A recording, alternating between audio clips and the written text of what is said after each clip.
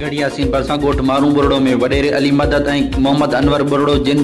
ईद मिलादुल नबी सल्लल्लाहु अलैहि वसल्लम जो प्रोग्राम आलिशान मुनक़िद करायो। इन महफ़िल में ताजदार मदीना सल्लल्लाहु अलैहि वसल्लम जी आमद जे ख़ुशी जे मौक़े ते सालाना थींदड़ नात जी महफ़िल थी गुज़री, जंहिंमें सिंध जे मशहूर नात ख़्वान सलमान ख़ासकली ऐं ॿियनि नात ख़्वाननि ॿिन्ही जहाननि जे सरदार बनी करीम सल्लल्लाहु अलैहि वसल्लम संदसि जी आल जे शान में नातूं पढ़ी हाज़रीन मजलिस के झुमाए छॾियो। इन मौक़े ते ख़ुसूसन बुरड़ा कबीले जो सरदार सदाम बुरड़ो, ताज मोहम्मद बुरड़ो, अनवर अली बुरड़ो, प्रेस क्लब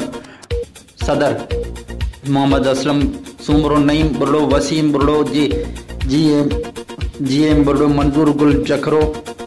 वडेरो अब्दुल सत्तार बुरड़ो, हमीर खान मंगराणी, वफा गुलाम कादिर, फिदा महर, सिराज सातो समेत ॿियनि वॾे तादाद में आशिकान रसूल सल्लल्लाहु अलैहि वसल्लम शिरकत कई। रिपोर्ट सिराज सातो, सिटी न्यूज़, गढ़ियासीन।